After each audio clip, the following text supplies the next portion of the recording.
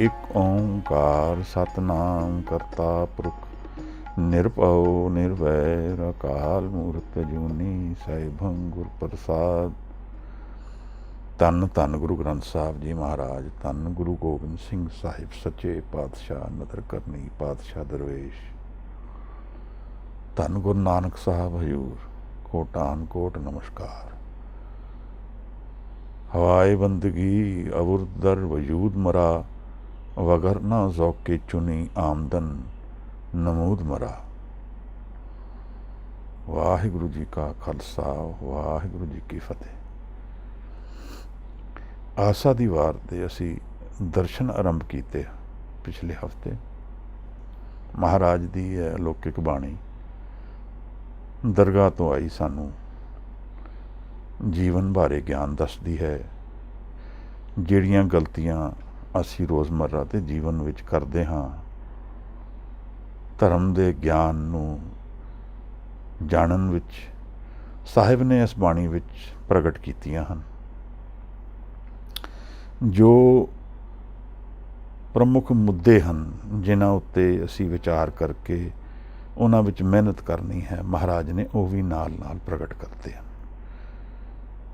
ਸ੍ਰਿਸ਼ਟੀ ਦੀ ਗੱਲ, ਨਿਰੰਕਾਰ ਦੀ ਗੱਲ ਸਾਹਿਬ ਨੇ ਇਸ ਬਾਣੀ ਵਿੱਚ ਵੀ ਚਲਾਈ ਹੈ।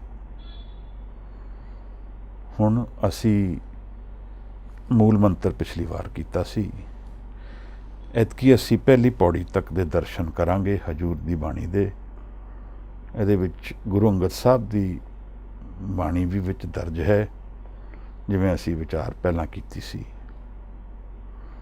ਆਓ ਕੋਈ ਵੀਰ ਭੈਣ ਇਸ ਪਦੇ ਤੱਕ, ਪੌੜੀ ਤੱਕ ਪੜ੍ਹਦੇ ਪਹਿਲੀ, ਫਿਰ ਅਸੀਂ ਇਹਦੇ ਵਿਚਾਰ ਵਿੱਚ ਉਤਰਦੇ ਹਾਂ। ਧੰਨਵਾਦ। ਵਾਹਿਗੁਰੂ ਜੀ।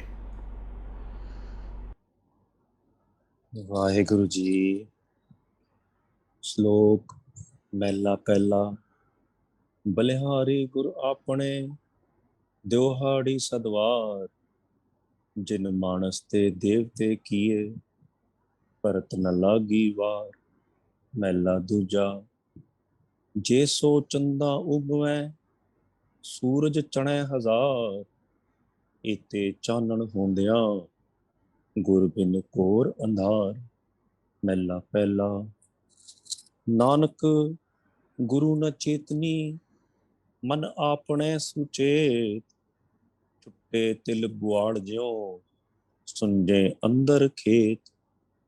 ਖੇਤੈ ਅੰਦਰ ਚੁੱਟਿਆ ਉਹ ਨਾਨਕ ਸੋ ਨਾ, ਫਲੀਏ ਫਲੀਏ ਬਕੁੜੇ ਹੀ ਤਨ ਵਿੱਚ ਸਵਾ। ਪੌੜੀ। ਆਪੀਨੇ ਆਪ ਸਾਜਿਓ, ਆਪੀਨੇ ਰਚਿਓ ਨਾਉ। ਦੁਈ ਕੁਦਰਤ ਸਾਜੀਐ ਕਰ ਆਸਣ ਡਿਠੋ ਚਾਓ। ਦਾਤਾ ਕਰਤਾ ਆਪ ਤੂੰ, ਤੁਸ ਦੇਵੈ ਕਰੈ ਪਸਾਓ। ਤੂੰ ਜਾਣੋਈ ਸਭ ਸੈ, ਦੇ ਲੈਸੈ ਜਿੰਦ ਕੁਆਓ। ਕਰ ਆਸਣ ਡਿਠੋ ਚਾਓ, ਕਰ ਆਸਣ ਡਿਠੋ ਚਾਓ। ਵਾਹਿਗੁਰੂ ਜੀ। ਧੰਨਵਾਦ ਭਾਈ ਸਾਹਿਬ। ਸਾਹਿਬ ਦੀ ਬਾਣੀ ਪੜ੍ਹਦੇ, ਵੈਸੇ ਤਾਂ ਵਿਚਾਰ ਸਾਹਿਬ ਦੀ ਬਾਣੀ ਦੇ ਕਰਦੇ ਸੰਕੋਚ ਜਿਹਾ ਹੁੰਦਾ ਹੈ। ਬਾਣੀ ਆਪਣੇ ਆਪ ਵਿੱਚ ਪਰਿਪੂਰਨ ਹੈ। ਬਾਣੀ ਦੇ ਦਰਸ਼ਨ ਮਨ ਵਿੱਚ ਅਗਰ ਪੂਰਨ ਹੋਣ ਤਾਂ ਵਾਹਿਗੁਰੂ ਦੇ ਦਰਸ਼ਨ ਬਾਣੀ ਦੇ ਵਿੱਚ ਹਨ। ਬਾਣੀ ਨਿਰੰਕਾਰ ਦੀ ਜੋਤ ਹੈ। ਨਿਰੰਕਾਰ ਦੀ ਬਾਣੀ ਅਗਰ ਮਨ ਵਿੱਚ ਵਸਾ ਲਏ ਤਾਂ ਇਹਦੇ ਭੇਦ ਖੁੱਲ੍ਹ ਸਕਦੇ ਹਨ ਮਨ ਦੇ। ਇੱਕ ਪੂਰਨ ਬਾਣੀ ਦੀ ਵਿਚਾਰ ਕਰਦੇ ਸੰਕੋਚ ਹੁੰਦਾ ਹੈ। ਸਾਹਿਬ ਤੋਂ ਮਾਫੀ ਮੰਗ ਕੇ ਆਰੰਭ ਕਰਦੇ ਹਾਂ। ਸ਼ਲੋਕ ਮਹਿਲਾ ਪਹਿਲਾ। ਗੁਰੂ ਨਾਨਕ ਸਾਹਿਬ ਦੇ ਪਹਿਲੇ ਮਹਿਲ ਦੇ ਸ਼ਲੋਕ ਹਨ। ਬਲਿਹਾਰੀ ਗੁਰ ਆਪਣੇ ਦਿਵਹਾੜੀ ਸਦਵਾਰ। ਇਉਂ ਲੱਗਦਾ ਹੈ ਜਿਵੇਂ ਸਾਹਿਬ ਅਰਦਾਸ ਵਿੱਚ ਹੀ ਉਤਰ ਗਏ ਹਨ, ਇਹ ਲੀਨ ਹੋ ਗਏ ਹਨ। ਸਿੱਧ ਗੋਸ਼ ਦੇ ਵਿੱਚ ਇੱਕ ਪ੍ਰਸ਼ਨ ਆਇਆ ਸੀ, ਕਹਾਂ ਤੇ ਆਵੇ, ਕਹਾਂ ਹੈ ਜਾਵੇ, ਕਹਾਂ ਹੈ ਰਹੇ ਸਮਾਈ।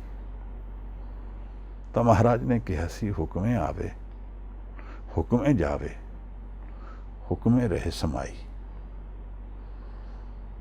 ਪੂਰਨ ਪੁਰਸ਼ ਤਾਂ ਨਿਰੰਕਾਰ ਦੇ ਵਿੱਚ ਸਮਾਇਆ ਹੀ ਹੋਇਆ ਹੈ। ਗੁਰੂ ਨਾਨਕ ਸਾਹਿਬ ਨਿਰੰਕਾਰ ਦੀ ਬਾਣੀ ਤੋਂ ਅਭੇਦ ਹਨ, ਉਹਨਾਂ ਦਾ ਕੋਈ ਭੇਦ ਨਹੀਂ ਹੈ।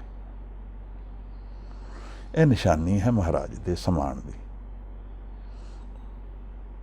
ਬਲਿਹਾਰੀ ਜਾ ਰਹੇ ਹਨ ਉਸ ਨੂੰ ਜਿਹਦੇ ਵਿੱਚ ਸਾਹਿਬ ਦਾ ਮਨ ਸਮਾਇਆ ਹੋਇਆ ਹੈ, ਇੱਕ ਹੋਇਆ ਹੋਇਆ ਹੈ। ਸਾਹਿਬ ਕਹਿ ਰਹੇ ਹਨ, ਬਲਿਹਾਰੀ ਗੁਰ ਆਪਣੇ। ਨਿਰੰਕਾਰ ਨੂੰ ਬਲਿਹਾਰੀ ਜਾ ਰਹੇ ਹਨ। ਦਿਓਹਾੜੀ ਸਦਵਾਰ, ਨਿਤ ਕਈ ਵਾਰ ਮਹਾਰਾਜ ਕਹਿੰਦੇ ਹਨ, ਮੈਂ ਦਿਓਹਾੜੀ ਜਾਂਦਾ ਹਾਂ, ਬਲਿਹਾਰ ਜਾਂਦਾ ਹਾਂ ਕਈ ਵਾਰ। ਗੁਰੂ ਕੌਣ ਹੈ ਮਹਾਰਾਜ? ਗੁਰੂ ਨਾਨਕ ਸਾਹਿਬ ਦਾ ਇਹ ਗੁਰੂ ਕੌਣ ਹੈ ਜਿਸ ਨੂੰ ਮਹਾਰਾਜ ਕਹਿ ਰਹੇ ਹਨ, ਬਲਿਹਾਰੀ ਗੁਰ ਆਪਣੇ। ਸਿੱਧ ਗੋਸ਼ਟ ਵਿੱਚ ਸਾਹਿਬ ਨੇ ਆਪਣੇ ਮੁਖ ਵਿੱਚ, ਆਪਣੇ ਮੁਖ ਵਾਕ ਨਾਲ ਆਪ ਕਿਹਾ ਹੈ ਕਿ ਗੁਰੂ ਕੌਣ ਹੈ। ਕਵਣ ਗੁਰੂ ਕਿਸਕਾ ਤੂੰ ਚੇਲਾ। ਮਹਾਰਾਜ ਕਹਿੰਦੇ ਨੇ, ਪਵਨ ਆਰੰਭ ਸਤਿਗੁਰ ਮਤਵੇਲਾ, ਸ਼ਬਦ ਗੁਰੂ ਸੁਰਤ ਧੁਨ ਚੇਲਾ। ਗੁਰੂ ਨਾਨਕ ਸਾਹਿਬ ਨੂੰ ਸਿੱਧਾਂ ਨੇ ਪੁੱਛਿਆ ਹੈ, ਕਵਣ ਮੂਲ ਕਵਣ ਮਤਵੇਲਾ, ਕਵਣ ਗੁਰੂ ਕਿਸਕਾ ਤੂੰ ਚੇਲਾ। ਇਸ ਲਾਈਨ ਵਿੱਚ 3 ਪ੍ਰਸ਼ਨ ਹਨ, ਪਰ ਜਿਸ ਤੇ ਅਸੀਂ ਅੱਜ ਫੋਕਸ ਕਰ ਰਹੇ ਹਾਂ, ਕਵਣ ਗੁਰੂ ਕਿਸਕਾ ਤੂੰ ਚੇਲਾ। ਮਹਾਰਾਜ ਕਹਿੰਦੇ ਹਨ, ਸ਼ਬਦ ਗੁਰੂ ਸੁਰਤ ਧੁਨ ਚੇਲਾ। ਆਪ ਨੋਟ ਕਰਨਾ, ਇਹਦੇ ਵਿੱਚ ਹਉਮੈ ਨਹੀਂ ਹੈ, ਮੈਂ ਨਹੀਂ ਹਾਂ ਕਿਧਰੇ। ਪ੍ਰਸ਼ਨ ਤਾਂ ਇਹ ਹੈ, ਕਵਣ ਗੁਰੂ ਕਿਸਕਾ ਤੂੰ ਚੇਲਾ। ਪਰ ਤੂੰ ਕਰਤਾ ਤੂੰ ਹੁਆ, ਮੁਝ ਮੇ ਰਹਾ ਨਾ ਹੂੰ, ਇਹ ਕਬੀਰ ਸਾਹਿਬ ਦੇ ਬਚਨ ਹਨ। ਪਰ ਸਾਹਿਬ ਤੇ ਤੁਰੋਂ ਹੀ ਉਹਦੇ ਰੂਪ ਵਿੱਚ ਆਏ ਹਨ। ਮਹਾਰਾਜ ਦੇ ਦਰਸ਼ਨ ਨਿਰੰਕਾਰ ਦੇ ਸੱਦੇ ਹੀ ਲੱਗਦੇ, ਭੇਜੇ ਹੀ ਗਏ ਹਨ। ਗੁਰੂ ਨਾਨਕ ਸਾਹਿਬ ਦੇ ਦਰਸ਼ਨ ਨਿਰੰਕਾਰ ਦੇ ਆਗਮਨ ਦੇ ਦਰਸ਼ਨ ਹਨ।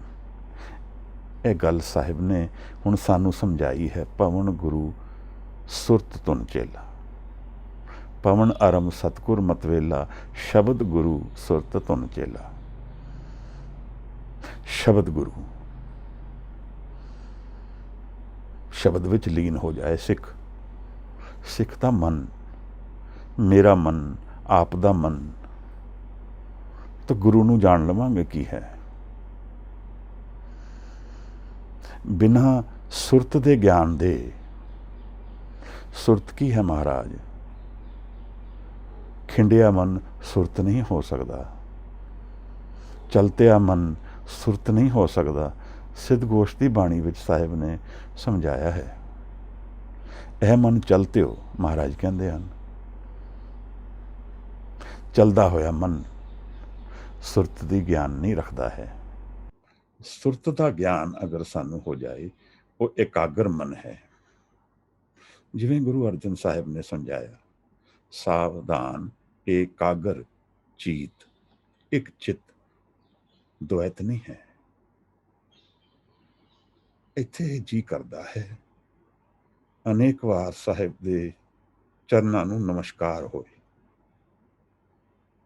ਜਿਹੜਾ ਇਸ ਸ਼ਬਦ ਵਿੱਚ ਸਾਹਿਬ ਨੇ ਗਿਆਨ ਬਖਸ਼ਿਆ ਹੈ, ਜੇ ਇੱਕ ਗੱਲ ਤੋਂ ਵੀ ਮੈਂ ਕਮਾ ਲਵਾਂ ਤਾਂ ਸ਼ਾਇਦ ਜੀਵਨ ਦੀ ਸਾਰੀ ਜਿਹੜੀ ਕੁੰਜੀ ਹੈ, ਜਿਹੜਾ ਸੋਲਿਊਸ਼ਨ ਹੈ, ਜਾਂ ਜਿਹੜਾ ਡਿਫਰੈਂਸ ਹੈ ਅੰਡਰਸਟੈਂਡਿੰਗ ਵਿੱਚ, ਉਹ ਪ੍ਰਗਟ ਹੋ ਜਾਏ। ਇੱਕ ਗੱਲ ਵੀ ਗੁਰੂ ਦੀ ਕਮਾ ਲਓ, ਪੂਰੀ ਸ੍ਰਿਸ਼ਟੀ ਤੇ ਭੇਦ ਪ੍ਰਗਟ ਹੋ ਸਕਦੇ ਹਨ। ਮਹਾਰਾਜ ਕਹਿ ਰਹੇ ਹਨ, ਸ਼ਬਦ ਗੁਰੂ ਸੁਰਤ ਧੁਨ ਚੇਲਾ। ਸ਼ਬਦ ਗੁਰੂ ਹੈ ਜਿਹੜਾ ਅਦ੍ਰਿਸ਼ ਨਿਰੰਕਾਰ ਹੈ, ਉਹ ਵੀ ਸ਼ਬਦ ਹੈ। ਜਿਹੜਾ ਪ੍ਰਗਟ ਸ਼ਬਦ ਹੈ, ਉਹ ਵੀ ਸ਼ਬਦ ਹੈ। ਜਿਹੜਾ ਸ਼ਬਦ ਮੈਂ ਕਮਾ ਸਕਦਾ ਹਾਂ, ਗੁਰੂ ਗ੍ਰੰਥ ਸਾਹਿਬ ਵਿੱਚ ਹਾਜ਼ਰ ਹੈ, ਉਹ ਵੀ ਸ਼ਬਦ ਹੈ। ਅਸੀਂ ਤਿੰਨ ਦਰਸ਼ਨ ਮੰਨ ਕੇ ਚੱਲਾਂਗੇ, ਕਿਉਂਕਿ ਗੁਰੂ ਦੇ ਵੀ ਤਿੰਨ ਦਰਸ਼ਨ ਹਨ। ਬਾਣੀ ਗੁਰੂ ਹੈ ਬਾਣੀ, ਵਿੱਚ ਬਾਣੀ ਅੰਮ੍ਰਿਤ ਸਾਰੇ। ਮਹਾਰਾਜ, ਮੈਨੂੰ ਇਹ ਅੰਮ੍ਰਿਤ ਕਿਉਂ ਨਹੀਂ ਮਿਲਦਾ? ਇਸ ਬਾਣੀ ਦੇ ਵਿੱਚ ਨਾ ਮਰਨ ਵਾਲਾ ਇੱਕ ਪ੍ਰੇਮ ਹੈ, ਨਾ ਮਰਨ ਵਾਲਾ ਇੱਕ ਆਨੰਦ ਹੈ, ਸਦਾ ਲਈ ਜਿਹੜਾ ਵਿਕਾਸ ਵਿੱਚ ਮੈਨੂੰ ਲਿਜਾ ਸਕਦਾ ਹੈ। ਇਸ ਦੀ ਕਮਾਈ ਬਖਸ਼ ਦਿਓ ਮਹਾਰਾਜ। ਧਰਮ ਦੀ ਵਿੱਚ ਉਤਰਨਾ, ਐਸੇ ਦੀ ਕਮਾਈ ਕਰਨਾ ਹੈ। ਜੇ ਮੈਂ ਜੀਵਨ ਵਿੱਚ ਕਮਾਈ ਨਾ ਕੀਤੀ, ਧਰਮ ਦੀਆਂ ਗੱਲਾਂ ਵਿੱਚ ਹੀ ਰਹਿ ਗਿਆ, ਤਾਂ ਫਿਰ ਸਾਹਿਬ ਦੇ ਹੁਕਮ ਨਹੀਂ ਜਾਣਿਆ, ਗੁਰੂ ਦੇ ਜਿਹੜੇ ਦੱਸੇ ਕਦਮ ਹਨ ਉਹਨਾਂ ਨੂੰ ਨਹੀਂ ਜਾਣਿਆ। ਇਸ ਬਾਣੀ ਵਿੱਚ ਸਾਹਿਬ ਸਿੱਧੀ ਗੱਲ ਕਰਦੇ ਹਨ। ਅੱਗੇ ਜਾ ਕੇ ਬਹੁਤ ਕੁਝ ਸਮਝਾਣਗੇ। ਨਾਨਕ ਸੱਚੇ ਨਾਮ ਬਿਨ ਕਿਆ ਟਿੱਕਾ ਕਿਆ ਤਗ। ਗੁਰੂ ਨਾਨਕ ਸਾਹਿਬ ਨੇ ਸਾਨੂੰ ਇੱਕ ਨਾਮ ਨਾਲ ਜੋੜਿਆ ਹੈ। ਨਾਨਕ ਲੇਖੇ ਇੱਕ ਗੱਲ, ਹੋਰ ਹਉਮੈ ਚੱਖਣਾ ਚਾਕ। ਅਸੀਂ ਉਹਨਾਂ ਦੇ ਸਿੱਖ ਹੋ ਕੇ ਉਸ ਗੱਲ ਨੂੰ ਨਾ ਕਮਾਈਏ, ਤਾਂ ਫਿਰ ਮੈਨੂੰ ਨਹੀਂ ਲੱਗਦਾ ਕਿ ਅਸੀਂ ਸਿੱਖ ਕਹਾਣ ਯੋਗ ਹੋ ਸਕਦੇ ਹਾਂ। ਇਹ ਮੇਰੇ ਵਿੱਚ ਬੜਾ ਵੱਡਾ ਦੋਸ਼ ਹੈ ਕਿ ਮੈਂ ਇੰਨੇ ਸਾਲ ਹੋ ਗਏ ਇਹਦੀ ਕਮਾਈ ਵਿੱਚ ਨਹੀਂ ਉਤਰਨ ਪਾਇਆ। ਕਮਾਣਾ ਤੇ ਉਹੀ ਗੱਲ ਹੈ ਜਿਸ ਤੇ ਗੁਰੂ ਬਾਰ-ਬਾਰ ਇਸ਼ਾਰਾ ਕਰਦਾ ਹੈ। ਸ਼ਬਦ ਤੇ ਇਸ਼ਾਰਾ ਕਰਦਾ ਹੈ, ਨਾਮ ਦਾ ਇਸ਼ਾਰਾ ਕਰਦਾ ਹੈ, ਔਰ ਬਾਰ-ਬਾਰ ਉਸੇ ਗੱਲ ਨੂੰ ਦੁਹਰਾਉਂਦਾ ਹੈ। ਨਾਨਕ ਸੱਚੇ ਨਾਮ ਬਿਨ ਕਿਆ ਟਿੱਕਾ ਕਿਆ ਤਗ। ਇਹ ਟਿੱਕਾ ਔਰ ਤਗ ਨਿਸ਼ਾਨੀਆਂ ਹਨ ਧਰਮ ਦੀਆਂ। ਜਿਵੇਂ ਅਸੀਂ ਕਕਾਰ ਅੱਜ ਵਰਤਦੇ ਹਾਂ, ਇਹ ਵੀ ਨਿਸ਼ਾਨੀਆਂ ਹਨ। ਅਸੀਂ ਇਹਨਾਂ ਨਿਸ਼ਾਨੀਆਂ ਤੇ ਰੁਕ ਜਾਈਏ, ਨਾਮ ਨੂੰ ਨਾ ਜਾਣੀਏ, ਗੁਰੂ ਨਾਨਕ ਸਾਹਿਬ ਦੇ ਬਚਨ, ਫਿਰ ਅਸੀਂ ਨਹੀਂ ਕਮਾ ਰਹੇ ਹਾਂ। ਮਹਾਰਾਜ ਗੁਰੂ ਨੂੰ ਨਮਸਕਾਰ ਕਰ ਰਹੇ ਹਨ, ਨਿਰੰਕਾਰ ਨੂੰ ਨਮਸਕਾਰ ਕਰ ਰਹੇ ਹਨ।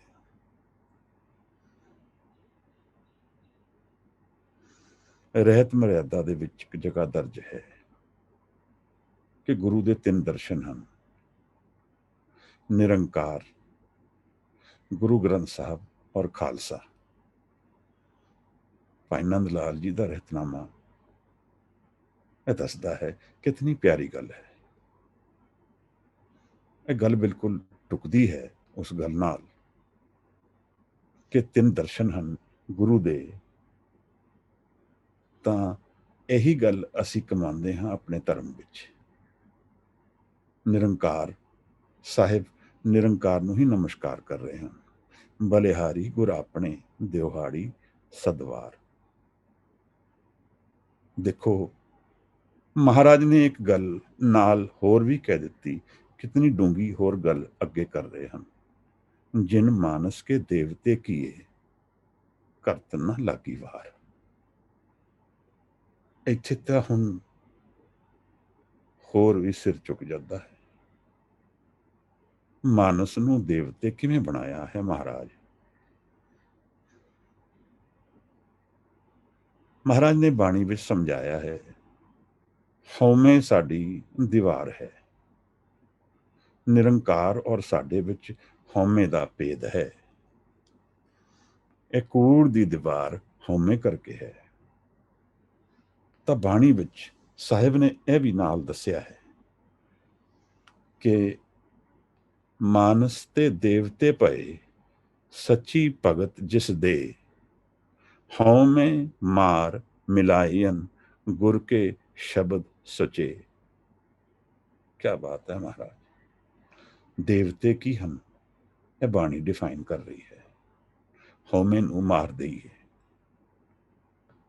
ਬਾਣੀ ਇੱਕ ਤੀਰ ਹੈ, ਜਿਵੇਂ ਇਸ ਹਉਮੈ ਨੂੰ ਮਾਰਨ ਲਈ ਬਾਣੀ ਦੇ ਦਰਸ਼ਨਾਂ ਦੇ ਵਿੱਚ ਮਨ ਨੂੰ ਡੁਬੋ ਦਈਏ ਤਾਂ ਲੱਗਦਾ ਹੈ ਇਸ ਹਉਮੈ ਨੂੰ ਫਤਿਹ ਕੀਤਾ ਜਾ ਸਕਦਾ ਹੈ। ਮਹਾਰਾਜ ਕਹਿੰਦੇ ਹਨ, ਇਹ ਕਿਤਨੀ ਦੇਰ ਚ ਹੁੰਦਾ ਹੈ, ਕਰਤ ਨਾ ਲਾਗੀ ਵਾਰ, ਸਮਾਂ ਨਹੀਂ ਲਗਾਉਂਦਾ ਹੈ। ਜਿਵੇਂ ਭਗਤ ਨਾਮਦੇਵ ਦਾ ਵੀ ਇੱਕ ਸ਼ਬਦ ਹੈ, ਨਰ ਤੇ ਸੁਰ ਹੋਏ ਜਾਤ ਨਿਮਖ ਮੈਂ, ਸਤਿਗੁਰ ਬੁੱਧ ਸਿਖਲਾਈ। ਇਹ ਵਿਧੀ ਗੁਰੂ ਨੇ ਸਿਖਾਈ ਹੈ, ਸ਼ਬਦ ਗੁਰੂ ਦੀ ਗੱਲ ਹੀ ਚੱਲ ਰਹੀ ਹੈ। ਇਹੀ ਗੱਲ ਦੱਸ ਰਹੇ ਹਨ ਕਿ ਨਰ ਤੇ ਸੁਰ ਹੋਏ ਨਿਮਖ ਮੈਂ, ਨਿਮਖ ਹੁੰਦਾ ਹੈ ਪਲਕ ਝਪਕਣ ਦਾ ਸਮਾਂ, less than a second, 1/6 or 1/8 of a second। ਮਹਾਰਾਜ ਕਹਿੰਦੇ ਨੇ ਇੰਨੀ ਦੇਰ ਚ ਰਿਵੀਲ ਹੋ ਜਾਏ। ਮੇਰੀ ਹੋਂਦ ਤੋਂ ਉਸ ਦੇਵਤੇ ਵਾਲੀ ਬਿਰਤੀ ਵਿੱਚ ਜਾਣ ਲਈ ਸਿਰਫ ਇਸ ਨਿਮਖ ਦਾ ਭੇਦ ਹੈ। ਸਮੇਂ ਦਾ ਇਸ ਤੇ ਕੋਈ ਕੰਟਰੋਲ ਨਹੀਂ ਹੈ। ਸਮਾਂ ਇਰਰੈਲੇਵੈਂਟ ਲੱਗਦਾ ਹੈ, ਕੇਵਲ ਇਹਦੇ ਵਿੱਚ ਮੇਰੀ ਅਰਦਾਸ ਔਰ ਗੁਰੂ ਦੀ ਕਿਰਪਾ, ਇਹਨਾਂ ਦੋਨਾਂ ਦਾ ਮਿਲਣ ਦੀ ਦੇਰ ਹੈ। ਇੱਥੇ ਹੀ ਮੇਰਾ ਦੋਸ਼ ਹੈ। ਮੈਂ ਆਪਣੇ ਸੰਕਲਪ ਵਿੱਚ ਪੱਕਾ ਨਹੀਂ ਹਾਂ, ਆਪਣੀ ਅਰਦਾਸ ਵਿੱਚ ਦ੍ਰਿੜ ਨਹੀਂ ਹਾਂ। ਮੇਰੀ ਮੰਗ ਪੂਰੀ ਨਹੀਂ ਹੈ, ਅਧੂਰੀ ਹੈ। ਮੈਂ ਹਉਮੈ ਨੂੰ ਗੈਰਨ ਵਿੱਚ ਸੰਕੋਚ ਰੱਖਦਾ ਹਾਂ। ਹਉਮੈ ਨੂੰ ਮੈਂ ਜਾਣ ਕੇ ਜੀਂਦਾ ਹਾਂ। ਮੈਨੂੰ ਲੱਗਦਾ ਹੈ ਹਉਮੈ ਜਾਏਗੀ ਤਾਂ ਮੈਂ ਵੀ ਨਾਲ ਚਲਾ ਜਾਵਾਂਗਾ। ਗੱਲ ਤਾਂ ਠੀਕ ਹੈ ਇੱਕ ਤਰਫ ਪੱਖੋਂ, ਪਰ ਹਉਮੈ ਨੂੰ ਮਾਰ ਕੇ ਮਹਾਰਾਜ ਸਮਝਾ ਰਹੇ ਹਨ ਕਿ ਨਿਰੰਕਾਰ ਨਾਲ ਅਭੇਦ ਹੋਇਆ ਜਾ ਸਕਦਾ ਹੈ। ਹਉਮੈ ਨੂੰ ਲੈ ਕੇ ਉਸ ਧਰਤੀ ਤੇ ਦਰਸ਼ਨ ਨਹੀਂ ਹੋ ਸਕਦੇ ਜਿੱਥੇ ਨਿਰੰਕਾਰ ਵਸਦਾ ਹੈ। ਨਾਮ ਦੇ ਦਰਸ਼ਨ ਨਹੀਂ ਹੋ ਸਕਦੇ। ਮਹਾਰਾਜ ਕਹਿ ਰਹੇ ਹਨ, ਬਲਿਹਾਰੀ ਗੁਰ ਆਪਣੇ ਦਿਓ ਹਾੜੀ ਸਦਵਾਰ, ਜਿਨ ਮਾਨਸ ਤੇ ਦੇਵਤੇ ਕੀਏ ਕਰਤ ਨਾ ਲਾਗੀ ਵਾਰ। ਅਗਲੀ ਜਿਹੜਾ ਸ਼ਬਦ ਹੈ ਉਹ ਮਹਿਲਾ ਦੂਜਾ ਗੁਰੂ ਅੰਗਦ ਸਾਹਿਬ ਦਾ ਦੀ ਬਾਣੀ ਹੁਣ ਸ਼ੁਰੂ ਹੁੰਦੀ ਹੈ। ਜੈ ਸੋ ਚੰਦਾ ਉਗਵੇ, ਸੂਰਜ ਚੜੇ ਹਜ਼ਾਰ, ਏਤੇ ਚਾਨਣ ਹੁੰਦਿਆਂ ਗੁਰਬਿਨ ਘੋਰ ਅੰਧਾਰ।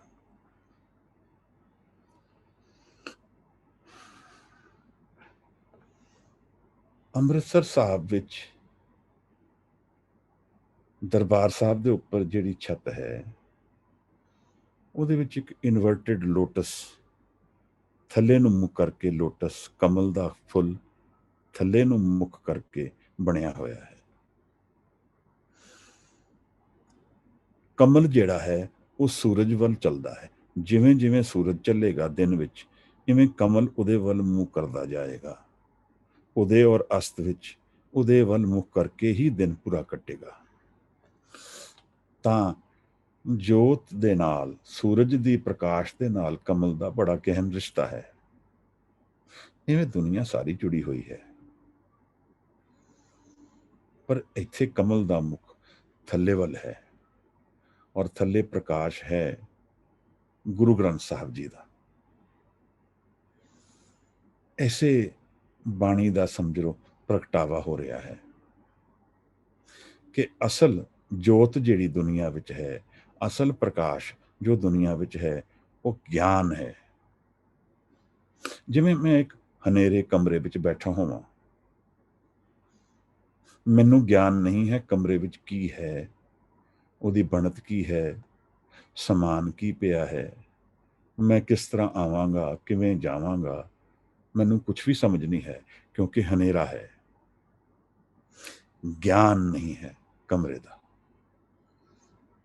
ਪ੍ਰਕਾਸ਼ ਇੱਥੇ ਗਿਆਨ ਰੂਪ ਵਿੱਚ ਸਾਡੇ ਸਾਹਮਣੇ ਆ ਗਿਆ। ਕਮਰੇ ਵਿੱਚ ਪ੍ਰਕਾਸ਼ ਹੋਇਆ, ਮੈਨੂੰ ਸਭ ਦਿਖ ਗਿਆ ਕਿ ਕਮਰੇ ਦੀ ਬਣਤ ਕੀ ਹੈ।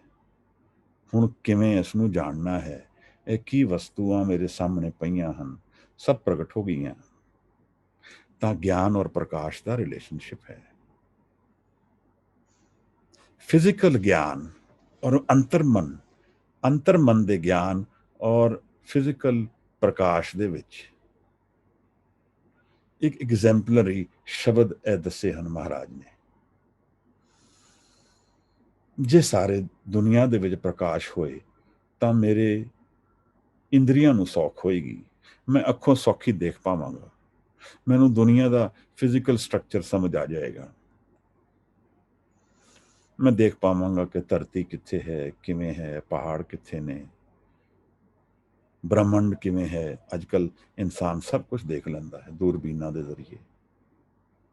ਪ੍ਰਕਾਸ਼ ਹੈ ਤਾਂ ਹੀ ਦਿਖ ਪਾਏਗਾ ਦੁਨੀਆ ਵਿੱਚ, ਕਿਉਂਕਿ ਬਾਹਰਲੀ ਦੁਨੀਆ ਵਿੱਚ ਬਾਦਫਾ ਜ਼ਿਆਦਾਤਰ ਹਨੇਰਾ ਹੈ, ਪੈਰਾਮਾਉਂਟ। ਤਾਂ ਮਹਾਰਾਜ ਕਹਿ ਰਹੇ ਹਨ, ਜੇ 100 ਚੰਦਾ ਉਗਵੇ, ਜੇ 100 ਚੰਦ ਚੜੇ ਹੋਣ, ਸੂਰਜ ਚੜੇ 1000 और हजारों सूरज चढ़े हों, एते जैसो चंदा उगवे सूरज चढ़े 1000, एते चानन होंदियां गुरबिन कोर अंधार। इतने प्रकाश होण नाल भी ज्ञान रूपी हनेरा ही है, क्योंकि मन दियां इंद्रियां तां प्रकाशमान हो गईयां ਹਨ। ਮਨ, ਅੱਖਾਂ ਦੀਆਂ ਇੰਦਰੀਆਂ ਤਾਂ ਪ੍ਰਕਾਸ਼ਮਾਨ ਹੋ ਗਈਆਂ ਹਨ, ਪਰ ਮਨ ਨਹੀਂ ਜੁੜਿਆ। ਜਦ ਮਨ ਸਤ ਨਾਲ ਨਹੀਂ ਜੁੜਿਆ ਤਾਂ ਉਹ ਹਨੇਰੇ ਵਿੱਚ ਹੀ ਰਹੇਗਾ। ਮਨ ਦਾ ਸਤ ਜਿਹੜਾ ਹੈ ਉਹ ਪ੍ਰਕਾਸ਼ ਹੈ, ਉਹ ਅੰਤਰ ਦਾ ਪ੍ਰਕਾਸ਼ ਹੈ। ਮਹਾਰਾਜ ਕਹਿੰਦੇ ਨੇ ਇਤਨੇ ਚਾਨਣ ਹੋਏ ਬਿਨਾ ਹੋਏਗੇ ਤਾਂ ਵੀ ਹਨੇਰਾ ਹੈ। ਤਾਂ ਫਿਰ ਗਿਆਨ ਮਨ ਵਿੱਚ ਜਦੋਂ ਆਏਗਾ, ਜਦੋਂ ਸੁਰਤ ਸ਼ਬਦ ਨਾਲ ਜੁੜੇਗੀ, ਤਾਂ ਮਹਾਰਾਜ ਨੇ ਦੱਸਿਆ ਹੈ ਮਨ ਦਾ ਅਸਲ ਮੂਲ ਸਮਝ ਆਏਗਾ। ਮਨ ਵਿੱਚ ਕੀ ਹੈ ਉਹ ਦ੍ਰਿਸ਼ ਹੋ ਜਾਏਗਾ। ਜਿਵੇਂ ਕਮਰੇ ਦੇ ਵਿੱਚ ਕੀ ਹੈ ਉਹ ਬਾਹਰਲੀ ਪ੍ਰਕਾਸ਼ ਨਾਲ ਦਿਖ ਜਾਂਦਾ ਹੈ, ਇਵੇਂ ਸ਼ਬਦ ਨਾਲ ਮਨ ਦੇ ਵਿੱਚ ਕੀ ਹੈ ਉਹ ਰਿਵੀਲ ਹੋ ਸਕਦਾ ਹੈ। ਸੁਰਤ ਔਰ ਸ਼ਬਦ ਦੀ ਇਸ ਖੇਡ ਦੇ ਵਿੱਚ ਅਗਰ ਸਿੱਖ ਉਤਰੇ ਤਾਂ, ਹਉਮੈ ਨੂੰ ਅਗਰ ਅਸੀਂ ਗੇਰ ਲਈਏ ਤਾਂ, ਮਨ ਤੂੰ ਜੋਤ ਸਰੂਪ ਹੈ, ਆਪਣਾ ਮੂਲ ਪਛਾਣ, ਤਾਂ ਅਸੀਂ ਆਪਣਾ ਮਨ ਦਾ ਮੂਲ ਜਾਣ ਪਾਵਾਂਗੇ। ਮਨ ਦੇ ਅੰਦਰ ਅਸਲ ਵਿੱਚ ਹੈ ਕੀ, ਇਹ ਸਾਡੀ ਸੋਚ ਦੇ ਪਰਦੇ ਤੋਂ ਪਰੇ, ਵਿਚਾਰਾਂ ਦੇ ਪਰਦੇ ਤੋਂ ਪਰੇ, ਸੰਸਕਾਰਾਂ ਤੋਂ ਪਰੇ, ਗਹਿਨ ਰੂਪ ਵਿੱਚ, ਮੂਲ ਰੂਪ ਵਿੱਚ ਮਨ ਕੀ ਹੈ, ਜਿਹੜਾ ਸਾਹਿਬ ਨੇ ਸਾਨੂੰ ਬਾਣੀ ਵਿੱਚ ਬਾਰ-ਬਾਰ ਮਨ ਦਾ ਅਕਸ ਸਮਝਾਇਆ ਵੀ ਹੈ ਕਿ ਕੀ ਹੈ ਮਨ ਦੇ ਅੰਦਰ। ਮਹਾਰਾਜ ਨੇ ਆਨੰਦ ਦੱਸਿਆ ਹੈ, ਅਨਹਦਨਾਦ ਦੱਸਿਆ ਹੈ, ਪ੍ਰੇਰਿਆ ਹੈ ਸਾਨੂੰ ਮਨ ਵੱਲ ਜਾਣ ਲਈ, ਅੰਤਰ ਵੱਲ ਜਾਣ ਲਈ। ਇਸ ਮਨ ਕੋ ਕੋਈ ਖੋਜੋ ਪਾਈ, ਤਨ ਛੂਟੇ ਮਨ ਕਹਾਂ ਸਮਾਈ। ਇਹ ਮਨ ਦੀ ਬਣਤ ਨੂੰ ਜਾਣ ਕੇ ਅਸੀਂ ਜੀਵਨ ਜਿਹੜਾ ਸਰੀਰ ਤੋਂ ਪਰੇ ਦਾ ਜੀਵਨ ਹੈ ਉਸ ਨੂੰ ਜਾਣ ਸਕਦੇ ਹਾਂ। ਤਨ ਛੁੱਟਣ ਤੋਂ ਬਾਅਦ ਕੀ ਹੈ, ਕਿਧਰ ਜਾਂਦਾ ਹੈ ਮਨ। ਮਹਾਰਾਜ ਕਹਿ ਰਹੇ ਹਨ ਇਹਦੇ ਵਾਸਤੇ ਸਾਨੂੰ ਮਨ ਦੇ ਵਿੱਚ ਉਲਝਣਾ ਪਏਗਾ, ਮਨ ਦੇ ਵੱਲ ਦਾ ਦਰਸ਼ਨ ਸ਼ੁਰੂ ਕਰਨਾ ਪਏਗਾ। ਤਾਂ ਹਜੂਰ ਇੱਥੇ ਦੱਸ ਰਹੇ ਹਨ ਕਿ ਜੈਸੋ ਚੰਦਾ ਉਗਵੇ ਸੂਰਜ ਚੜੇ 1000, ਏਤੇ ਚਾਨਣ ਹੁੰਦਿਆਂ ਗੁਰਬਿਨ ਘੋਰ ਅੰਧਾਰ। ਹਨੇਰਾ ਹੈ, ਬਹੁਤ ਹਨੇਰਾ ਹੈ। ਮਨ ਦਾ ਗਿਆਨ ਨਹੀਂ ਹੈ ਤਾਂ ਜੀਵਨ ਵੀ ਔਰ ਜੀਵਨ ਤੋਂ ਬਾਅਦ ਵੀ ਹਨੇਰਾ ਹੀ ਹੈ। ਮਹਾਰਾਜ ਨੇ ਦੱਸਿਆ ਕਿ ਪ੍ਰਕਾਸ਼ ਜਿਹੜਾ ਬਾਹਰਲਾ ਹੈ ਉਹਦੇ ਨਾਲ ਮਨ ਦੇ ਪ੍ਰਕਾਸ਼ ਦਾ ਰਿਲੇਸ਼ਨਸ਼ਿਪ ਨਹੀਂ ਹੈ। ਗੁਰੂ ਦੇ ਨਾਲ ਮਿਲਣਾ, ਇਹਦੇ ਨਾਲ ਮਨ ਦਾ ਰਿਲੇਸ਼ਨ ਹੈ। ਨਾਨਕ ਗੁਰੂ, ਮਹਿਲਾ ਪਹਿਲਾ, ਨਾਨਕ ਗੁਰੂ ਨਾ ਚੇਤਨੀ, ਮਨ ਆਪਣੇ ਸੁਚੇਤ। ਦਰਅਸਲ ਗੱਲ ਇਸ ਤਰ੍ਹਾਂ ਦੀ ਹੈ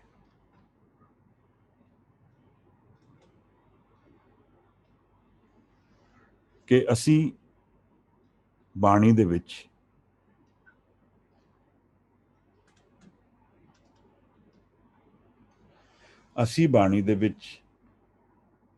ਗੁਰੂ ਨੂੰ ਕਿਸ ਤਰ੍ਹਾਂ ਦੇਖਦੇ ਹਾਂ, ਆਪਣੇ ਜੀਵਨ ਦੇ ਵਿੱਚ ਗੁਰੂ ਨੂੰ ਕਿਸ ਤਰ੍ਹਾਂ ਦੇਖਦੇ ਹਾਂ ਔਰ ਆਪਣੇ ਆਪ ਨੂੰ ਕਿਵੇਂ ਦੇਖਦੇ ਹਾਂ, ਇਹਦੇ ਨਾਲ ਅਧਿਆਤਮ ਦਾ ਬੜਾ ਰਿਲੇਸ਼ਨਸ਼ਿਪ ਹੈ। ਮੈਂ ਗਿਆਨਵਾਨ ਹਾਂ, ਮੈਨੂੰ ਆਪਣੇ ਜੀਵਨ ਬਾਰੇ ਸਭ ਕੁਝ ਪਤਾ ਹੈ। ਸਰੀਰ ਬਾਰੇ ਹੁਣ ਕਾਫੀ ਗਿਆਨ ਇਨਸਾਨ ਨੂੰ ਹੋ ਗਿਆ ਹੈ। ਇਹ ਵੀ ਗਿਆਨ ਹੋ ਗਿਆ ਹੈ ਕਿ ਬੱਚਿਆਂ ਨੂੰ ਕਿਵੇਂ ਸੰਭਾਲਣਾ ਹੈ, ਕਾਰੋਬਾਰ ਕਿਵੇਂ ਕਰਨਾ ਹੈ। ਹੁਣ ਐਵੇਂ ਲੱਗਦਾ ਹੈ ਜਿਵੇਂ ਸਭ ਕੁਝ ਕੰਟਰੋਲ ਵਿੱਚ ਹੈ। ਸਾਰੀ ਦੁਨੀਆ ਦਾ ਗਿਆਨ ਹੁਣ ਸਾਨੂੰ ਮਿਲ ਗਿਆ ਹੈ। ਇਸ ਅਵਸਥਾ ਵਿੱਚ ਬਾਦਫਾ ਇਹੀ ਹੁੰਦਾ ਹੈ ਕਿ ਨਾਨਕ ਗੁਰੂ ਨਾ ਚੇਤਨੀ, ਅਸੀਂ ਫਿਰ ਗੁਰੂ ਦੀ ਲੋੜ ਨਹੀਂ ਮਹਿਸੂਸ ਕਰਦੇ, ਕਿਉਂਕਿ ਰੋਜ਼ਮर्रा ਦੇ ਜੀਵਨ ਵਿੱਚ ਸਾਨੂੰ ਲੋੜ ਵੀ ਨਹੀਂ ਹੈ। ਗੁਰੂ ਦੀ ਕੀ ਲੋੜ ਪਏਗੀ ਖਾਣਾ ਖਾਣ ਵਾਸਤੇ? ਕੋਈ ਲੋੜ ਨਹੀਂ ਲੱਗਦੀ। ਕੰਮ ਕਰਨ ਵਾਸਤੇ ਕੋਈ ਲੋੜ ਨਹੀਂ ਲੱਗਦੀ। ਤਾਂ ਮੈਨੂੰ ਹੁਣ ਕੌਨਫੀਡੈਂਸ ਹੋ ਗਿਆ ਹੈ ਜੀਵਨ ਬਾਰੇ ਕਿ ਵੀ ਮੈਨੂੰ ਹੁਣ ਜੀਵਨ ਦਾ ਸਾਰਾ ਗਿਆਨ ਹੈ। ਹੁਣ ਮੈਨੂੰ ਜੋ ਮੈਂ ਦੁਨੀਆ ਨੇ ਮੇਰੇ ਸਾਹਮਣੇ ਮੁਸੀਬਤਾਂ ਰੱਖੀਆਂ, ਪਜ਼ਲਸ ਰੱਖੀਆਂ, ਸੋਲੂਸ਼ਨਸ ਮੈਂ ਲੱਭ ਲਏ ਹਨ। ਮੈਂ ਜਾਣ ਲਿਆ ਹੈ ਕਿ ਜੀਵਨ ਦੀ ਜਿਹੜੀ ਹੈ ਕੌਨਫਲਿਕਟਸ ਨੇ, ਜਿਹੜੀ ਪ੍ਰੋਬਲਮਸ ਨੇ, ਇਹਨਾਂ ਨੂੰ ਕਿਵੇਂ ਸੋਲਵ ਕਰਨਾ ਹੈ। ਤਾਂ ਮੈਨੂੰ ਤਾਂ ਹੋਰ ਕੋਈ ਲੋੜ ਨਹੀਂ ਲੱਗਦੀ। ਬੈਲੈਂਸ ਲੱਗਦਾ ਹੈ ਲਾਈਫ ਵਿੱਚ। ਇਨਸਾਨ ਬੜੇ ਭੁਲੇਖੇ ਵਿੱਚ ਜੀਂਦਾ ਹੈ। ਗੁਰੂ ਨਾਨਕ ਸਾਹਿਬ ਨੇ ਇੱਕ ਜਗ੍ਹਾ ਸਮਝਾਇਆ ਹੈ, ਹਮ ਆਦਮੀ ਹਾਂ ਏਕਦਮੀ। ਜਿਹੜਾ ਇਹ ਸਵਾਸ ਵੀ ਆਉਂਦਾ ਹੈ, ਅਗਲਾ ਆਏਗਾ ਕਿ ਨਹੀਂ ਆਏਗਾ, ਇਹਦਾ ਕੋਈ ਗਾਰੰਟੀ ਨਹੀਂ ਹੈ। ਮਹਾਰਾਜ ਕਹਿੰਦੇ ਹਨ, ਨਾਨਕ ਗੁਰੂ ਨਾ ਚੇਤਨੀ, ਮਨ ਆਪਣੇ ਸੁਚੇਤ। ਮੈਨੂੰ ਲੱਗਦਾ ਹੈ ਮੇਰਾ ਮਨ ਹੁਣ ਸੁਚੇਤ ਹੈ, ਮੈਨੂੰ ਸਾਰਾ ਕੁਝ ਗਿਆਨ ਹੈ, ਮੈਨੂੰ ਗੁਰੂ ਦੀ ਕੋਈ ਚੇਤਨ ਕਰਨ ਦੀ ਲੋੜ ਨਹੀਂ ਹੈ। ਦਿਖਦੀ ਨਹੀਂ ਹੈ।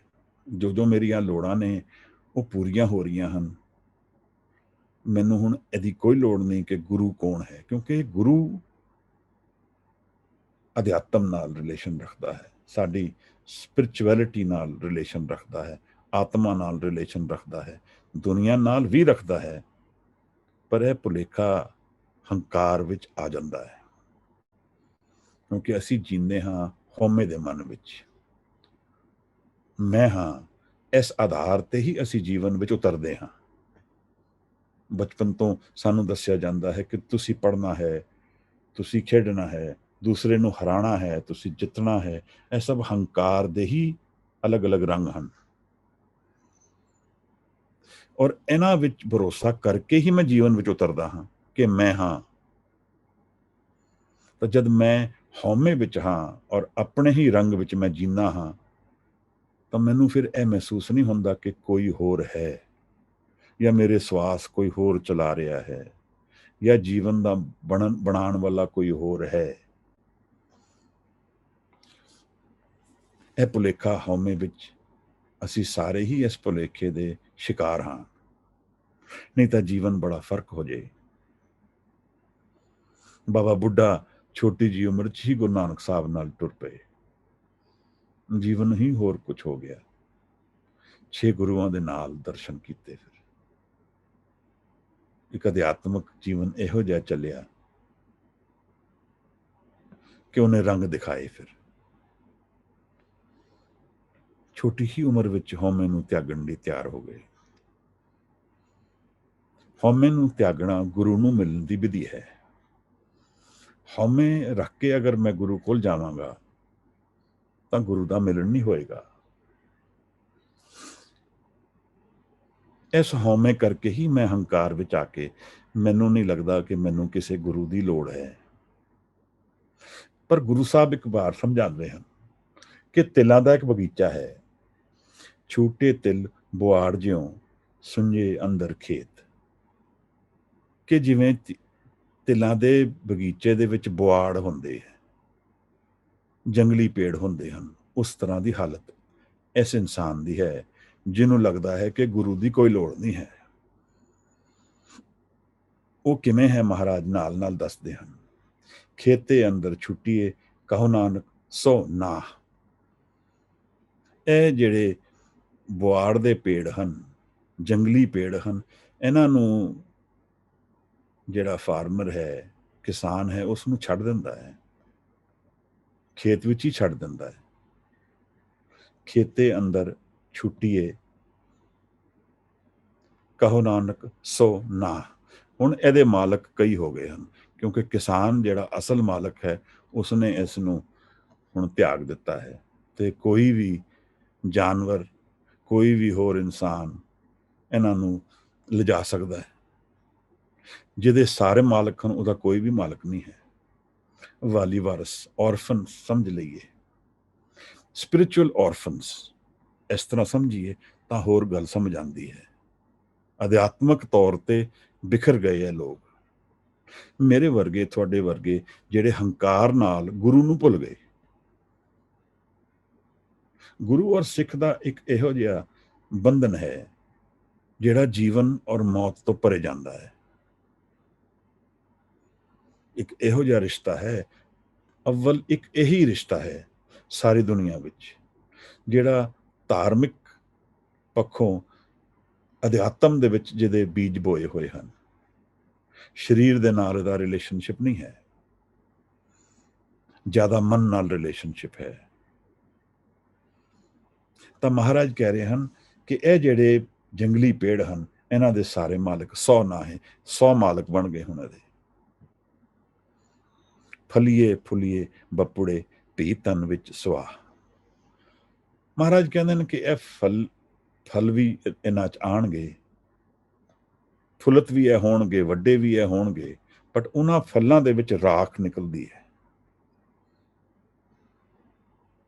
ਜਿਹੜੀ ਸਾਹਿਬ ਨੇ ਪਹਿਲੇ ਦੱਸਿਆ, ਸੁੰਝੇ ਅੰਦਰ ਖੇਤ,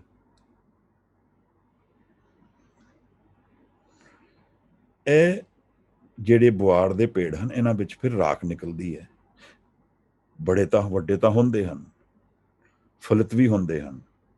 ਜਿਸ ਤਰ੍ਹਾਂ ਅਸੀਂ ਦੁਨੀਆ ਵਿੱਚ ਦੇਖਦੇ ਹਾਂ ਕਿ ਲੋਕ ਸਕਸੈਸਫੁਲ ਦਿਖਦੇ ਹਨ ਸਾਨੂੰ, ਉਹਨਾਂ ਕੋਲ ਸਭ ਮੀਨਸ ਹਨ, ਸਾਰੀ ਚੀਜ਼ ਉਹਨਾਂ ਦੀ ਸੁਸਾਇਟੀ ਦੇ ਅਨੁਸਾਰ ਇੱਕ ਸਕਸੈਸ ਸਟੋਰੀ ਵੀ ਹੋ ਜਾਂਦੀ ਹੈ, ਪਰ ਅਧਿਆਤਮਕ ਰੂਪ ਵਿੱਚ ਉਹਨਾਂ ਦਾ ਕੀ ਪੱਖ ਹੈ, ਕੀ ਉਹਨਾਂ ਦਾ ਡਾਇਰੈਕਸ਼ਨ ਹੈ, ਅਸੀਂ ਨਹੀਂ ਜਾਣ ਪਾਉਂਦੇ। ਅੰਦਰ ਦੀ ਕਹਾਣੀ ਮਨ ਦੇ ਨਾਲ ਰਿਲੇਸ਼ਨ ਰੱਖਦੀ ਹੈ। ਫਲੀਏ ਫੁਲੀਏ ਬੱਪੁੜੇ ਵੀ ਤਨ ਵਿੱਚ ਸੁਆਹ, ਇਹ ਸੁਆਹ ਹੋ ਗਏ ਹਨ ਅੰਦਰ, ਇਹਨਾਂ ਦੇ ਜਿਹੜੇ ਫਲ ਨੇ ਅੰਦਰੋਂ ਸੁਆਹ ਨੇ, ਤੇ ਉਹ ਖੇਤ ਵਿੱਚ ਹੀ ਛੱਡ ਦਿੰਦਾ ਹੈ ਕਿਸਾਨ, ਕਿਉਂਕਿ ਸੁਆਹ ਰਾਖ ਦੇ ਰੂਪ ਵਿੱਚ ਕੰਮ ਆਉਂਦੀ ਹੈ, ਖਾਦ ਬਣ ਜਾਂਦੀ ਹੈ। ਤਾਂ ਸੁੰਝੇ ਅੰਦਰ ਖੇਤ। ਜੀਵਨ ਦੇ ਵਿੱਚ ਗੁਰੂ ਦਾ ਕੀ ਮਹੱਤਵ ਹੈ ਅਧਿਆਤਮਕ ਤੌਰ ਤੇ, ਇਸ ਨੂੰ ਜਾਣਨ ਵਾਸਤੇ ਅਧਿਆਤਮਕ ਦੇ ਬੇਸਿਕ ਪ੍ਰਿੰਸੀਪਲ ਸਮਝਣੇ ਜ਼ਰੂਰੀ ਨੇ। ਅਗਰ ਮੈਂ ਹੀ ਸਭ ਕੁਝ ਕਰਕੇ ਬ੍ਰਹਮ ਗਿਆਨ ਪ੍ਰਾਪਤ ਕਰ ਸਕਦਾ ਹਾਂ ਤਾਂ ਫਿਰ ਬ੍ਰਹਮ ਜਿਹੜਾ ਹੈ ਉਹ ਮੇਰੇ ਅਧੀਨ ਹੈ, ਉਹ ਮੇਰੇ ਡੂਇੰਗ ਵਿੱਚ, ਮੇਰੇ ਕਰਨ ਤੋਂ ਥੱਲੇ ਹੈ ਫਿਰ, ਕਿਉਂਕਿ ਮੈਂ ਕਰਕੇ ਉਹਨੂੰ ਪ੍ਰਾਪਤ ਕਰ ਸਕਦਾ ਹਾਂ। ਪਰ ਗੁਰੂ ਪ੍ਰਸਾਦ, ਗੁਰ ਪ੍ਰਸਾਦ ਬਾਣੀ ਦਾ ਮੂਲ ਮੰਤਰ ਦਾ ਆਖਰੀ ਸ਼ਬਦ ਸਾਹਿਬ ਨੇ ਦੱਸਿਆ ਹੈ ਸਾਨੂੰ। ਇਸ ਨੂੰ ਜਾਣਨਾ ਜ਼ਰੂਰੀ ਹੈ। ਅਧਿਆਤਮਕ ਪੱਖੋਂ ਬ੍ਰਹਮ ਗਿਆਨ ਨੂੰ, ਸ੍ਰਿਸ਼ਟੀ ਦੇ ਜਿਹੜੀ ਬਣਤ ਹੈ, ਇਸ ਨੂੰ ਜਾਣਨ ਵਾਸਤੇ ਸਾਨੂੰ ਇਸ ਪੱਖ ਨੂੰ ਜਾਣਨਾ ਜ਼ਰੂਰੀ ਹੈ ਕਿ ਮੇਰੇ ਕਰਨ ਨਾਲ ਬ੍ਰਹਮ ਦਾ ਗਿਆਨ ਨਹੀਂ ਮਿਲ ਸਕਦਾ। ਬ੍ਰਹਮ ਦਾ ਗਿਆਨ ਕੇਵਲ ਉਹਦੀ ਕਿਰਪਾ ਨਾਲ, ਗੁਰੂ ਦੇ ਪ੍ਰਸਾਦ ਨਾਲ ਮਿਲ ਸਕਦਾ ਹੈ। ਇਹਦੀ ਤਿਆਰੀ ਜ਼ਰੂਰ ਮੈਨੂੰ ਕਰਨੀ ਪਏਗੀ, ਜਿਵੇਂ ਖੇਤ ਨੂੰ ਕੋਈ ਕਿਸਾਨ ਤਿਆਰ ਕਰਦਾ ਹੈ, ਜਿਵੇਂ ਸੋਇਲ ਨੂੰ ਪ੍ਰਿਪੇਅਰ ਕੀਤਾ ਜਾਂਦਾ ਹੈ, ਇਵੇਂ ਮਨ ਦੀ ਖੇਤੀ ਵਿੱਚ, ਮਨ ਦੀ ਧਰਤੀ ਦੇ ਵਿੱਚ ਇਹ ਨਿਰੰਕਾਰ ਦਾ ਬੀਜ ਪਣਪ ਸਕਦਾ ਹੈ, ਅਗਰ ਧਰਤੀ ਤਿਆਰ ਕੀਤੀ ਜਾਏ ਤਾਂ। ਔਰ ਵੀ ਮਨ ਨੂੰ ਸ਼ੁੱਧ ਕਰਨਾ ਹੈ, ਮਨ ਨੂੰ ਧੋਣਾ ਹੈ, ਜਿਵੇਂ ਕੱਪੜੇ ਨੂੰ ਧੋਇਆ ਜਾਂਦਾ ਹੈ ਸਾਬੁਨ ਨਾਲ, ਮਹਾਰਾਜ ਨੇ ਸਮਝਾਇਆ ਜਪਜੀ ਵਿੱਚ। ਫਲੀਏ ਫੁਲੀਏ ਬੱਪੜੇ ਭੀ ਤਨ ਵਿੱਚ ਸੁਆ। ਪੌੜੀ ਜਿਹੜੀ ਇਸ ਹੁਣ ਅਗਲੀ ਪੌੜੀ ਜਿਹੜੀ ਸਾਡੇ ਸਾਹਮਣੇ ਆਉਂਦੀ ਹੈ, ਆਪੀ ਨੇ ਆਪ ਸਾਜੀਓ ਆਪੀ ਨੇ ਰਚਿਓ ਨਾਉ, ਦੋਹੀ ਕੁਦਰਤ ਸਾਜੀਏ ਕਰ ਆਸਣ ਡਿਠੋ ਚਾਓ, ਦਾਤਾ ਕਰਤਾ ਆਪ ਤੂੰ ਤੁਸ ਦੇਵੇ करे पसाओ, तू जानो ही सबसे दे लह से जिंद कवाओ, कर आसन डिठो चाओ। ਇਹ ਸ੍ਰਿਸ਼ਟੀ ਦੀ ਬਣਤ ਦੀ ਗੱਲ ਹੁਣ ਚੱਲ ਪਈ ਹੈ। ਦਰਅਸਲ ਨਿਰੰਕਾਰ ਦੇ ਧਿਆਨ ਕਰਦੇ ਹੋਏ ਨਿਰੰਕਾਰ ਤਾਂ ਜਿਹੜਾ ਫੈਲਾਓ ਹੈ ਉਹ ਸਾਹਮਣੇ ਆ ਹੀ ਜਾਏਗਾ। ਨਿਰੰਕਾਰ ਆਪ ਔਰ ਉਹਦਾ ਪ੍ਰਗਟਾਵਾ, ਇਹ ਸਾਰੀ ਸ੍ਰਿਸ਼ਟੀ ਦੀ ਖੇਡ ਹੈ। ਨਿਰੰਕਾਰ ਦਾ ਹੋਣਾ ਔਰ ਫਿਰ ਉਹਦੇ ਧਿਆਨ ਚੋਂ ਸਾਰੀ ਸ੍ਰਿਸ਼ਟੀ ਦਾ ਬਣਨਾ, ਇਹਦੇ ਬਾਰੇ ਹੁਣ ਗੱਲ ਚੱਲ ਪਈ ਹੈ। ਇੱਕ ਹੋਰ ਤਰੀਕਾ ਹੈ ਨਿਰੰਕਾਰ ਦੀ ਹੋਂਦ ਨੂੰ ਐਕਨੋਲੇਜ ਕਰਨ ਦਾ, ਉਸ ਦੇ ਗਿਆਨ ਨੂੰ ਮਨ ਵਿੱਚ ਬਿਠਾਉਣ ਦਾ। ਸਾਹਿਬ ਹੁਣ ਉਹਦੀ ਗੱਲ ਕਰਦੇ ਹਨ ਪੌੜੀ ਦੇ ਵਿੱਚ। ਆਪੀ ਨੇ ਆਪ ਸਾਜਿਓ, ਨਿਰੰਕਾਰ ਆਪਣੇ ਆਪ ਨਾਲ ਸਜਿਆ ਹੋਇਆ ਹੈ, ਉਸਨੇ ਕਿਸੇ ਹੋਰ ਨੇ ਨਹੀਂ ਬਣਾਇਆ। ਉਹ ਆਪਣੀ ਹੀ ਸ਼ਕਤੀ ਨਾਲ ਆਪ ਸਜਿਆ ਹੈ। ਆਪੀ ਨੇ ਰਚਿਓ ਨਾਉ, ਔਰ ਉਸਨੇ ਫਿਰ ਨਾਉ ਰਚਿਆ ਹੈ। ਨਾਉ ਤੋਂ ਅਸੀਂ ਕਈ ਅੱਖਰ ਕੱਢ ਸਕਦੇ ਹਾਂ। ਮੈਨੂੰ ਲੱਗਦਾ ਇਨਫਾਈਨਾਈਟ।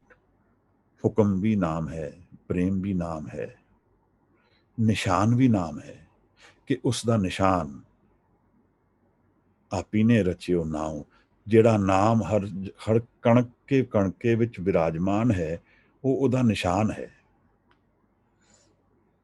ਉਸ ਦਾ ਨਾਮ ਹੈ। ਇਸ ਨਾਮ ਨਾਲ ਜੁੜਨ ਨਾਲ ਅਸੀਂ ਉਹਦੇ ਨਾਲ ਜੁੜ ਸਕਦੇ ਹਾਂ।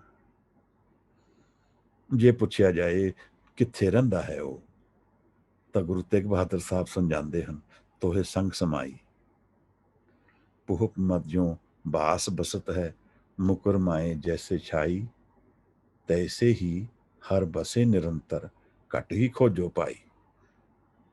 ਆਪਣੇ ਅੰਤਰ ਹੀ ਖੋਜਣਾ ਹੋਏਗਾ। ਕਾਹੇ ਰੇ ਬਨ ਖੋਜਨ ਜਾਈ, ਸਰਬ ਨਿਵਾਸੀ ਸਦਾ ਅਲੇਪਾ, ਤੋਹੇ ਸੰਗ ਸਮਾਈ। ਉਹ ਤਾਂ ਸਾਡੇ ਨਾਲ ਰਹਿੰਦਾ ਹੈ, ਬਸ ਉਸ ਦੇ ਭੇਦ ਨਹੀਂ ਖੁੱਲਦੇ ਸਾਨੂੰ, ਉਹਨੂੰ ਦੇਖਣ ਦੀ ਅੱਖਾਂ ਨਹੀਂ ਮਿਲਦੀਆਂ ਸਾਨੂੰ, ਉਹਦੇ ਵੱਲ ਸਾਡਾ ਜੀਵਨ ਬਹਿ ਨਹੀਂ ਰਿਹਾ ਹੈ। ਗੁਰੂ ਦੀ ਜੀਵਨ ਵਿੱਚ ਘਾਟ ਹੈ। ਆਪਣੇ ਮਨ ਨੂੰ ਇਕਾਗਰ ਕਰਨ ਦੀ ਵਿਧੀ ਨਹੀਂ ਹੈ। ਮਨ ਨੂੰ ਇਕਾਗਰ ਕਰਕੇ ਸ਼ਬਦ ਵਿੱਚ ਡਿਬੋਣ ਦੀ ਵਿਧੀ ਨਹੀਂ ਹੈ।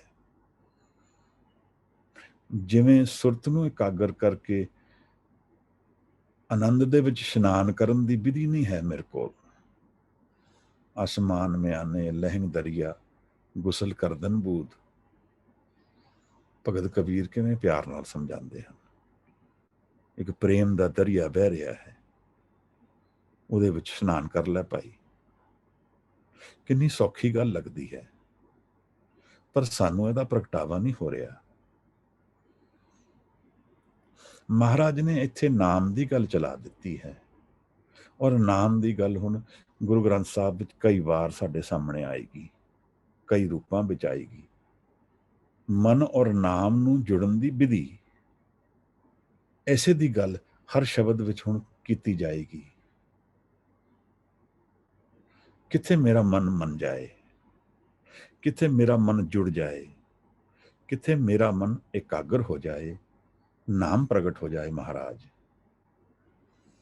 ਹੋਵੇਂ गिर जाएगा उस दिन, होमें गिर जाएगी ਜਦੋਂ ਨਾਮ ਆਏਗਾ। ਆਪੀ ਨੇ ਆਪ ਸਾਜਿਓ, ਆਪੀ ਨੇ ਰਚਿਓ ਨਾਉ, ਦੋਹੀ ਕੁਦਰਤ ਸਾਜੀਏ, ਕਰ ਆਸਣ ਡਿਠੋ ਚਾਓ। ਜਿਵੇਂ ਨਾਮ ਉਹਦਾ ਸਾਕਾਰ ਰੂਪ, ਉਸ ਤੋਂ ਬਾਅਦ ਸਾਕਾਰ ਰੂਪ ਬਣਦਾ ਹੈ ਨਾਮ ਤੋਂ, ਫਿਰ ਦੋਹੀ ਕੁਦਰਤ ਸਾਜੀਏ। ਕੁਦਰਤ ਦੀ ਸਾਜਨਾ ਜਿਹੜੀ ਹੈ ਸਾਰੀ ਫਿਜ਼ੀਕਲ ਵਰਲਡ ਦੀ ਸਾਜਨਾ ਸਮਝ ਲਈਏ। ਇਸ ਤਰ੍ਹਾਂ ਹੀ ਦੋਹੀ ਕੁਦਰਤ, ਫਿਰ ਇਹ ਕੁਦਰਤ ਸਜਾਈ ਹੈ। ਕਰ ਆਸਣ ਡਿਠੋ ਚਾਓ, ਫਿਰ ਉਹ ਆਸਣ ਕਰਕੇ ਇਹਦੇ ਵਿੱਚ ਹੀ ਬੈਠਾ ਹੈ, ਇਸ ਸ੍ਰਿਸ਼ਟੀ ਨੂੰ ਬਣਾ ਕੇ ਇਹਦੇ ਵਿੱਚ ਹੀ ਹਾਜ਼ਰ ਹੈ।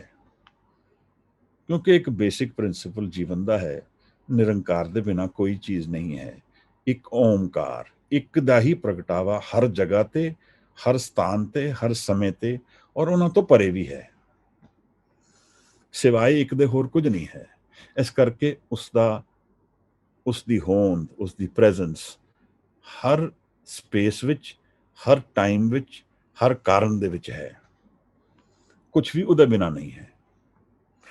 ਇਹੀ ਇੱਕ ਵਸਤੂ ਹੈ ਦੁਨੀਆ ਵਿੱਚ ਜੋ ਸਥਿਰ ਹੈ, ਜੋ ਬਿਲਕੁਲ ਸਟੇਬਲ ਹੈ।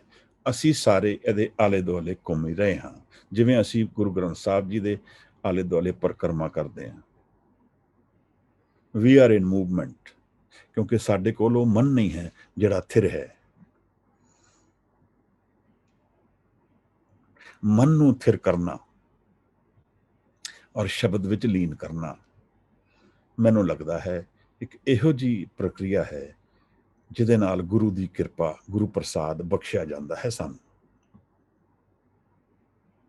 ਦੋਹੀ ਕੁਦਰਤ ਸਾਜੀਏ, ਕਰ ਆਸਣ ਡਿਠੋ ਚਾਓ। ਚਾਓ ਤੋਂ ਇੱਥੇ ਅਰਥ ਗਿਆਨੀਆਂ ਨੇ ਪਸਾਰਾ ਦੱਸਿਆ ਹੈ। ਉਹਦੇ ਵਿੱਚ ਬੈਠ ਕੇ ਸਾਰਾ ਪਸਾਰਾ ਬਣ ਗਿਆ, ਸਾਰੀ ਸ੍ਰਿਸ਼ਟੀ ਬਣ ਗਈ। ਸਾਇੰਸ ਇਸ ਗੱਲ ਤੇ ਬੜੀ ਡਿਬੇਟ ਕਰ ਰਹੀ ਹੈ ਅੱਜ। ਹੁਣ ਕੁਆਂਟਮ ਫਿਜ਼ਿਕਸ ਵਿੱਚ ਇੱਕ ਥਿਉਰੀ ਬਣਦੀ ਹੈ ਕਿ ਮੈਟਰ ਰੀਅਲ ਨਹੀਂ ਹੈ। ਜਿਵੇਂ ਕਿ ਅਸੀਂ ਸਪਿਰਿਟ ਨੂੰ ਐਕਨੋਲੇਜ ਕਰਨ ਨੂੰ ਤਿਆਰ ਹੋ ਗਏ ਹਾਂ ਕਿ ਸਪਿਰਿਚੁਅਲਿਟੀ, ਆਤਮਾ ਅਸਲ ਵਿੱਚ ਹੈ, ਇੱਕ ਹੀ ਆਤਮਾ ਹੈ ਜਿਹੜੀ ਹਰ ਇੱਕ ਵਿੱਚ ਹਾਜ਼ਰ ਹੈ, ਜਿਸ ਨੂੰ ਮਨ ਦੇ ਜ਼ਰੀਏ ਮਿਲਿਆ ਜਾ ਸਕਦਾ ਹੈ ਗੁਰਪ੍ਰਸਾਦ ਦੇ ਰਾਹੀਂ। ਦੋਈ ਕੁਦਰਤ ਸਾਜੀਏ, ਕਰ ਆਸਣ ਡਿਠੋ ਚਾਓ। ਦਾਤਾ ਕਰਤਾ ਆਪ ਤੂੰ, ਕਰਤਾ ਪੁਰਖ ਦਾ ਇਹ ਡੈਫੀਨੇਸ਼ਨ ਹੈ ਕਿ ਕਰਨ ਵਾਲਾ ਸਿਰਫ ਉਹੀ ਹੈ, ਕਿਉਂਕਿ ਸਾਰੀ ਸ਼ਕਤੀ ਉਸਦੀ ਹੀ ਹੈ। ਜਿਵੇਂ ਕਿ ਅਸੀਂ ਸਮਝੀਏ ਕਿ ਇਲੈਕਟ੍ਰੋਨਿਕ ਗੱਡੀ ਹੈ, ਇਲੈਕਟ੍ਰਿਕ ਕਾਰ ਹੈ, ਉਸ ਨੂੰ ਚਾਰਜ ਕਰਨਾ ਹੈ ਤੇ ਉਹਦਾ ਪਿਲਰ ਇੱਕੋ ਹੀ ਹੋਏ ਪੂਰੀ ਸਿਟੀ ਵਿੱਚ, ਤੇ ਸਾਰੀ ਗੱਡੀਆਂ ਫਿਰ ਉਸੇ ਚਾਰਜ ਤੋਂ ਚੱਲ ਰਹੀਆਂ ਹਨ। ਲਾਈਟ ਹਾਊਸ ਜਿਹੜਾ ਹੈ ਉਹ ਡਿਸਟ੍ਰੀਬਿਊਸ਼ਨ ਸੈਂਟਰਸ ਅਲੱਗ-ਅਲੱਗ ਨੇ, ਪਰ ਜਿਹੜੀ ਪਾਵਰ ਬਣ ਰਹੀ ਹੈ ਉਹ ਇੱਕੋ ਜਗ੍ਹਾ ਤੇ ਬਣ ਰਹੀ ਹੈ, ਤੇ ਉਹੀ ਸਾਰੀ ਗੱਡੀਆਂ ਨੂੰ ਚਲਾਉਣ ਵਾਲਾ ਉਹੀ ਸੈਂਟਰ ਬਣ ਗਿਆ। ਇਸੇ ਤਰ੍ਹਾਂ ਨਿਰੰਕਾਰ ਦੀ ਸ਼ਕਤੀ ਤੋਂ ਸਭ ਕੁਝ ਹਾਜ਼ਰ ਹੁੰਦਾ ਹੈ, ਉਸੇ ਤੋਂ ਸਭ ਕੁਝ ਬਹਿ ਰਿਹਾ ਹੈ। ਦਾਤਾ ਕਰਤਾ ਆਪ ਤੂੰ, ਸਭ ਉਹੀ ਕਰਦਾ ਹੈ।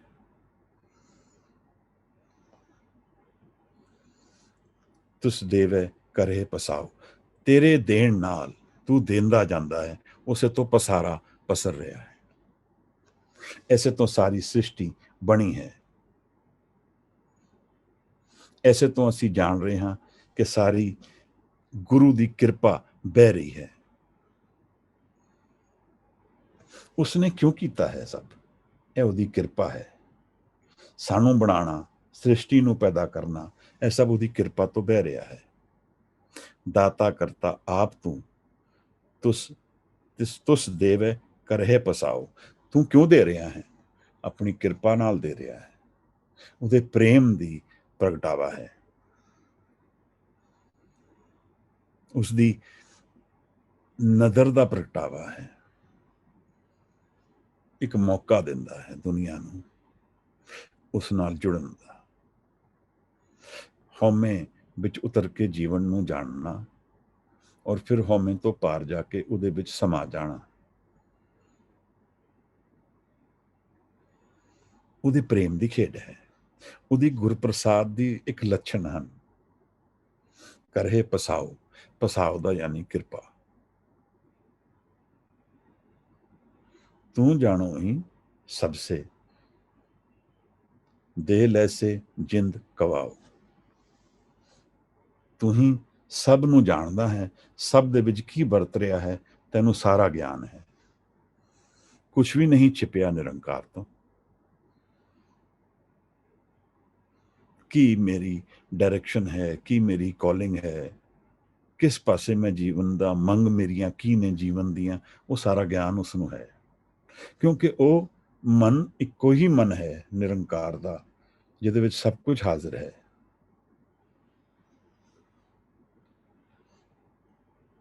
ਔਰ ਉਹਦੇ ਵਿੱਚ ਕੀ ਕਰਦਾ ਹੈ ਉਹ? ਤੂੰ ਜਾਣੋ ਹੀ ਸਭ ਸੇ, ਦੇਹ ਲੈਸੇ ਜਿੰਦ ਕਵਾਓ। ਦਿੰਦਾ ਹੈ ਔਰ ਲੈਂਦਾ ਹੈ ਜਿੰਦ,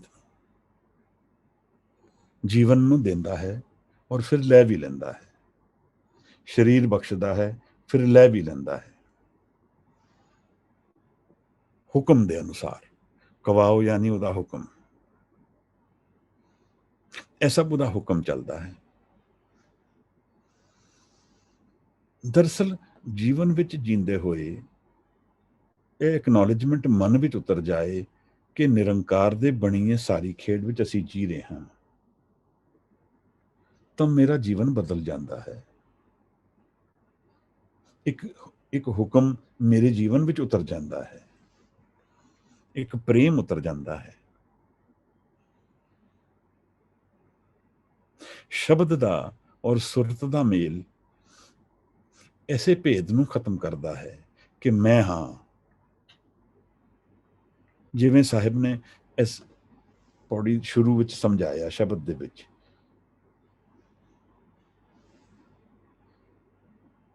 ਕਿ ਅਸੀਂ ਨਾਨਕ ਗੁਰੂ ਨਾ ਚੇਤਨੀ, ਮਨ ਆਪਣੇ ਸੁਚੇਤ। ਇਹ ਭੁਲੇਖਾ ਹੈ, ਭਰਮ ਹੈ ਕਿ ਮੈਂ ਹਾਂ, ਪਰ ਮੈਂ ਇੱਕ ਐਬਸੋਲੂਟ ਰਿਐਲਿਟੀ ਨਹੀਂ ਹੈ। ਨਾਮ ਨਾਲ ਜੁੜ ਕੇ ਇਹ ਬਣ ਸਕਦੀ ਹੈ ਸਦਾ ਦੀ ਰਿਐਲਿਟੀ, ਪਰ ਤਾਂ ਹੀ ਜਦੋਂ ਹਉਮੈ ਗੇਰੀ ਜਾਏਗੀ ਤਾਂ ਜੀਵਨ ਦਾ ਬਣਤ ਹਉਮੈ ਤੋਂ ਸ਼ੁਰੂ ਹੁੰਦੀ ਹੈ।